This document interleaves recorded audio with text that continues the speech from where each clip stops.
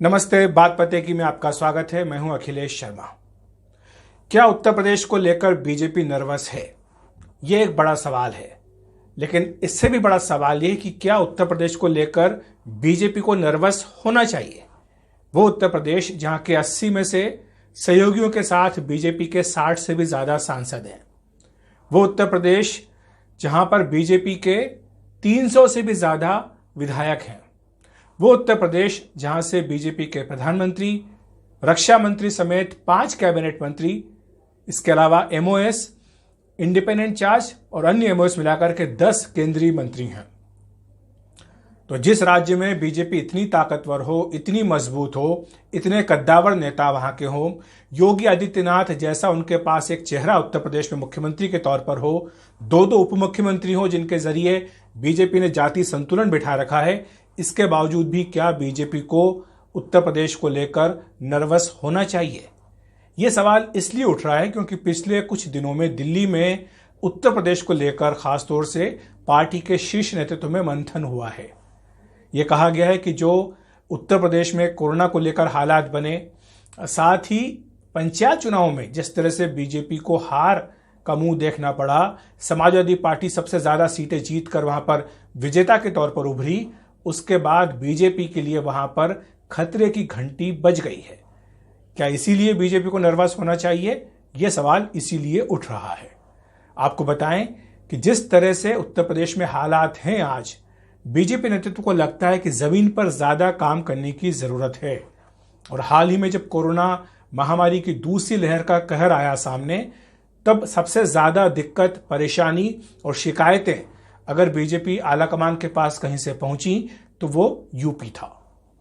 और वहां पर शिकायतें किस तरह की थी? वहां के चाहे बीजेपी के सांसद हों, चाहे एक केंद्रीय मंत्री हों या कई सारे विधायक हों, सबका यह कहना था कि जो स्थानीय प्रशासन है वो उनकी बात नहीं सुन रहा है और वहां पर लोगों को मदद देने में उन्हें दिक्कत इसीलिए हो रही है क्योंकि उनके कहने के बावजूद स्थानीय प्रशासन जो है वो लोगों की मदद नहीं कर रहा था।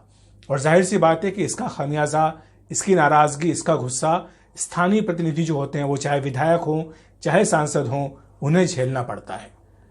कुछ दिनों पहले बीजेपी अध्यक्ष जेपी नड्डा के साथ तमाम राज्यों के सांसदों की बैठक हुई वीडियो कॉन्फ्रेंस के जरिए। उसमें उत्तर प्रदेश के सांसद भी थे और उसमें एक सांसद हैं जिन्होंने कहा कि वहां पर काफी दिक्कतों का सामना करना पड़ा है और वहां लोग जो है नाराज हैं। इस बात का एहसास बीजेपी आलाकमान को भी है कि वहां पर स्थिति सामान्य नहीं है, लोग नाराज हैं, खासतौर से कोरोना को लेकर जो हालात बने हैं। लेकिन आपको बताएं कि खतरे की घंटी इससे पहले भी बीजेपी के लिए बज चुकी है। एक बार जब 2018 में बीजेपी ने 2 महत्वपूर्ण जो लोकसभा के उपचुनाव थे वो हारे थे, गोरखपुर और फूलपुर के, जहां से पार्टी के मुख्यमंत्री और उप मुख्यमंत्री सांसद थे केशव प्रसाद मौर्य और योगी आदित्यनाथ। उसके बाद बीजेपी ने नए सिरे से ताकत लगा करके इतनी ताकत अपनी बनाई कि विधानसभा चुनाव में उसको भारी जीत हासिल हुई, लोकसभा चुनाव में उसको भारी जीत हासिल हुई, और तो भी तब जबकि समाजवादी पार्टी और बसपा दोनों साथ आए। इसके बावजूद, इस महागठबंधन के बावजूद भी बीजेपी ने 60 से ज्यादा सीटें लोकसभा चुनाव में जीती 2019 के लोकसभा चुनाव में उत्तर प्रदेश से। तो पार्टी को अब यही लगता है कि अभी समय है कि जो भी नुकसान हुआ इसकी भरपाई की जा सके। इसीलिए हम देख रहे हैं कि मुख्यमंत्री योगी आदित्यनाथ शायद ऐसे अकेले मुख्यमंत्री होंगे देश भर के, जितने मुख्यमंत्री उनमें से अकेले ऐसे मुख्यमंत्री हैं जो कि लगातार उत्तर प्रदेश के हर कोने में जा रहे हैं, अपने राज्य के हर कोने में जा रहे हैं। वो कुछ दिनों पहले गाजियाबाद, नोएडा आए, अलीगढ़ मुस्लिम यूनिवर्सिटी का उन्होंने दौरा किया, पूर्वांचल का उन्होंने दौरा किया, वो वैक्सीनेशन केंद्रों पर जा रहे हैं, वो अस्पतालों में जा रहे हैं, वो लोगों से मिल रहे हैं, उनके समस्याओं को सुन रहे हैं, सीधा सुलझाने की कोशिश कर रहे हैं। जैसा मैंने कहा कि वो शायद पूरे देश के ऐसे अकेले मुख्यमंत्री हैं जो राजधानी से बाहर निकलकर लोगों के बीच जा रहा है। और वो ऐसा इसलिए कर रहे हैं क्योंकि उन्हें भी इस बात का एहसास है कि ऐसे वक्त पर उन्हें जमीन पर दिखना होगा। वो अदृश्य रह करके काम नहीं किया जा सकता। ये हालात इस तरह के नहीं है कि जो आप अदृश्य होकर के या राजधानी में लखनऊ में बैठ करके आप अफसरों के जरिए सरकार चला लें, शासन चला लें। ये वो समय अब बीत चुका है। और समय इसलिए बीता है क्योंकि उत्तर प्रदेश में अगले साल जनवरी फरवरी में चुनाव होने जा रहे हैं विधानसभा के, यानी बीजेपी के पास अब ज्यादा वक्त नहीं बचा है।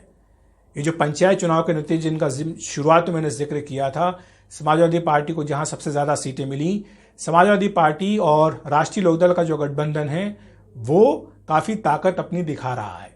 आरएलडी जो एक तरह से निष्क्रिय हो गई थी, उसको अब एक नई ऑक्सीजन मिल गई है। तो ये भी आप देखिए कि सपा और आरएलडी का जो गठबंधन है ये बीजेपी को चुनौती दे सकता है। इन पंचायत चुनाव में खास जो संकेत है बीजेपी के लिए वो शुभ इसलिए नहीं है कि जो ग्रामीण इलाका है, जहां पर कि 2017 के विधानसभा चुनाव में, जहां पर कि 2019 के लोकसभा चुनाव में बीजेपी को जबरदस्त समर्थन मिला था, उन ग्रामीण इलाकों में उत्तर प्रदेश के वहां पर सपा मजबूत हो रही है। कम से कम ये पंचायत चुनाव के जो परिणाम है ये इस बात की ओर इशारा कर रहे हैं। हालांकि ये स्पष्ट करना जरूरी है कि पंचायत चुनाव जो है वो पार्टी सिंबल पर नहीं होते हैं, लेकिन फिर भी पार्टियां उम्मीदवार खड़े करती हैं, उनके लिए प्रचार प्रसार करती है, तो इसलिए उनको पता होता है कि कौन सा उम्मीदवार हमारा है कौन सा नहीं है, सबको पता होता है। तो ये पंचायत चुनाव में एक तरह से बीजेपी के लिए दिक्कत आई है। तो जिस तरह का मैंने जिक्र किया था आपको फूलपुर गोरखपुर के चुनाव का, वैसा ही कुछ खतरे की घंटी बीजेपी के लिए इस बार पंचायत चुनाव के दौरान बजी है। और ये पंचायत चुनाव कोरोना की पीक के समय पर हुए। ये उस समय हुए जब लोग बेहद परेशान थे उत्तर प्रदेश में, कोरोना सब दूर फैला हुआ था, और तब हालात ये थी कि लोगों को ना ऑक्सीजन सिलेंडर मिल पा रहे थे, ना अस्पतालों में बेड मिल पा रहे थे, और उनको अंतिम संस्कार के लिए शमशान घाटों में भी जगह नहीं मिल पा रही थी, जिसका एक हमने देखा है कि किस तरह से लगातार कई नदियों में शवों को बहा दिया गया या तटों के किनारे जो है वो दफना दिया गया।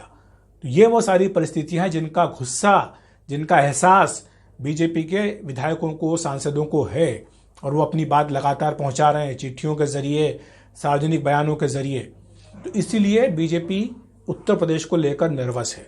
अब बीजेपी आगे क्या करेगी ये देखने की बात होगी, लेकिन हाँ, मंथन जरूर हुआ है, बड़े पैमाने पर मंथन हुआ है, बड़े स्तर पर मंथन हुआ है। निश्चित तौर पर इसका असर आने वाले कुछ दिनों में संगठन में, सरकार में देखने को मिल सकता है। अरविंद शर्मा जो कि प्रधानमंत्री के बेहद करीबी माने जाते हैं, जो कि यहाँ पर आईएएस ऑफिसर थे, वो अपना रिटायरमेंट लेकर वहाँ चले गए, उनको एमएलसी बनाया गया। और इस दौरान, कोरोना संकट के दौरान, उन्होंने पूर्वांचल में खासतौर से जो पीएम की अपनी कॉन्स्टिट्यूंसी वाराणसी, वहां पर डेरा डालकर के वो बैठे और वहां के सारे हालात को उन्होंने संभाला। ये कहा जाता है कि जब उनको भेजा गया था तो शायद इसीलिए भेजा गया था कि वो कोई बड़ी जिम्मेदारी वहां निभाएं, लेकिन वो नॉन पॉलिटिकल पर्सन हैं, वो काम कर सकते हैं, लेकिन क्या वो एक चेहरा बन सकते हैं? नहीं। तो इसलिए आपको देखना होगा कि उनको क्या जिम्मेदारी मिलती है। चेहरा बीजेपी का उत्तर प्रदेश में योगी आदित्यनाथ ही हैं, और वो ये वही चेहरा है जिसके सहारे और पीएम मोदी के चेहरे के सहारे बीजेपी उत्तर प्रदेश के चुनाव मैदान में उतरना चाहती है। यहाँ पर एक बात स्पष्ट करना बेहद जरूरी है कि ठीक है कि पश्चिम बंगाल के विधानसभा चुनाव में बीजेपी जीत हासिल नहीं कर पाई, लेकिन उत्तर प्रदेश पश्चिम बंगाल नहीं है। बीजेपी को पता है कि दिल्ली का रास्ता लखनऊ से होकर ही आता है, और ये एक चुनाव में नहीं, हर चुनाव में साबित हुआ है। तो बीजेपी बंगाल की तरह नहीं, आपने देखा बंगाल में बीजेपी ने कितनी मेहनत की, किस तरह की ताकत लगाई है। तो उत्तर प्रदेश तो उनके लिए अपने वर्चस्व की, अपने अस्तित्व की लड़ाई है। तो इसलिए बीजेपी इन 8-10 महीनों में पूरा जोर उत्तर प्रदेश को जीतने में लगाएगी। इसके लिए जितना उनको जो भी कोशिश करनी होगी वो करेगी। और मुझे लगता है कि शायद इसीलिए सवाल का जवाब इसमें छिपा हुआ है कि क्या बीजेपी उत्तर प्रदेश को लेकर नर्वस है। मुझे लगता है कि नर्वस है, और इसीलिए बीजेपी ने अब समय रहते अपना घर संभालने की कोशिश शुरू कर दी है। हालांकि पार्टी के लिए एक थोड़ी सी राहत की बात उत्तर प्रदेश में ये जरूर हो सकती है कि वहां पर विपक्षी पार्टियां जो है बटी हुई हैं। 2019 में सपा बसपा साथ आए, महागठबंधन बनाया, वोट शेयर भी उनका बढ़ा, लेकिन उसके बावजूद वो लोकसभा की सीटें नहीं जीत पाए। बसपा उसके बाद स्पष्ट कर चुकी है कि वो सपा के साथ या किसी अन्य पार्टी के साथ अब कभी गठबंधन नहीं करेगी, तो ये एक क्लियर हो गया। कांग्रेस पार्टी जरूर कोशिश कर सकती है सपा आरएलडी गठबंधन के साथ जाने की या फिर बसपा के साथ जाने की, लेकिन बसपा मना कर चुकी है कि वो गठबंधन नहीं करेगी। सपा आरएलडी और कांग्रेस का गठबंधन क्या बन सकता है, ये एक बड़ा प्रश्न रहेगा। और निश्चित तौर पर जिस तरह से किसान आंदोलन हुआ, ये एक मुद्दा है। मुख्यमंत्री के कामकाज करने का तरीका, ये दूसरा मुद्दा है। कुछ जातियों को ज्यादा वर्चस्व देना, कुछ जातियों को नजरअंदाज करना, ये भी एक आरोप है जो लगता आया है। तो ये सारे ऐसे फैक्टर हैं जो एक के बाद एक बनते चले गए हैं, और शायद इसीलिए बीजेपी उत्तर प्रदेश को लेकर नर्वस है। लेकिन फिर भी पार्टी को लगता है कि अभी उसके पास समय है, और जो चीजें अगर कहीं ठीक नहीं है तो उनको ठीक करने का वक्त है, अगर कहीं गड़बड़ हुई तो उसको दुरुस्त करने का वक्त है। और बीजेपी मुझे लगता है कि इसी कवायद में अब जुट गई है। तो बात प्रतिक्रिया में इतना ही। देखते रहिए एनडीटीवी इंडिया।